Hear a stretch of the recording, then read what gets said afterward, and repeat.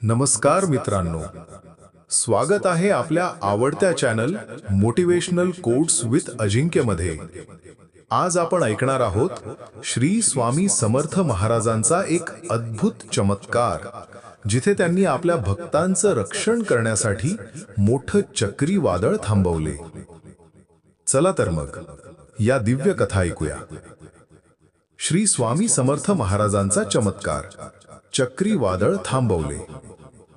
एका महाराष्ट्रातील छोट्याशा गावातील ही गोष्ट आहे। पावसाळ्याचे दिवस होते।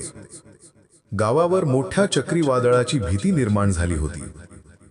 आकाशाची रंग एकदम काळीभोर झाली, जोरदार वारे वाहू लागले आणि ढगांचा आवाज सगळीकडे घुमायला लागला होता। गावातील लोक भीतीने थरथरत होते। सर्वच शेतकऱ्यांची पिकं नुकतीच फुलायला लागली होती। जर हे वादळ गावावर आलं तर सगळ्याच पिकांचं आणि घरांचं नुकसान होईल, अशी भीती सर्वांच्या मनात होती।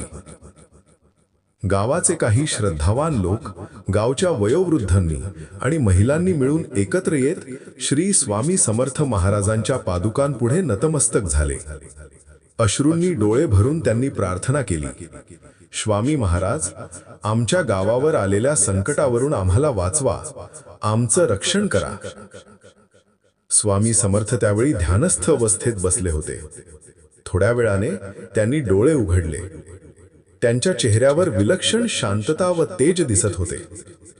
त्यांनी आपली काठी उचलली आणि आकाशाकडे पाहून एका विशिष्ट दिशेने अलगद हलवली।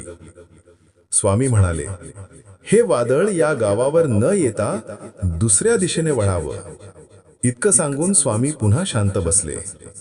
गावकरी एकटक आकाशाकडे पाहू लागले आणि जणू एखाद्या चमत्कारी शक्तीमुळे जो वादळ गावाच्या दिशेने अगदी तुफान वेगाने येत होता, तो गावाच्या सीमाजवळ येताच अचानक दिशा बदलून दुसऱ्या दिशेकडे वळला। आकाश जातं जातं पुन्हा निरभ्र झालं, सूर्य डोकावू लागला। हा जिवंत चमत्कार पाहून गावातील सगळ्या लोकांनी आश्चर्य, आनंद व कृतज्ञतेने श्री स्वामी समर्थ महाराजांच्या चरणी वंदन केले। मग स्वामी म्हणाले, श्रद्धा आणि विष्ठेने संकटांवर विजय मिळवता येतो।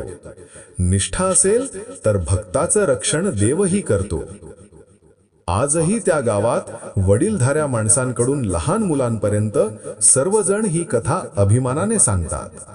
स्वामी समर्थांनी त्यांच्या श्रद्धाळू भक्तांना संकटावेळी दिलेलं संरक्षण आणि त्यांच्या चमत्कारी शक्तीवरची नितांत श्रद्धा, ही कथा प्रत्येकाच्या मनात कायम राहते। मित्रांनो, हा चमत्कार आपल्याला एक गोष्ट शिकवतो, श्रद्धा आणि निष्ठा असेल तर देव भक्तांचं रक्षण नक्की करतो। जर तुम्हाला ही कथा आवडली असेल तर व्हिडिओला लाईक, शेअर आणि सबस्क्राइब करायला विसरू नका। आणि हो, कमेंटमध्ये एकदा तरी लिहा, श्री स्वामी समर्थ। नमस्कार।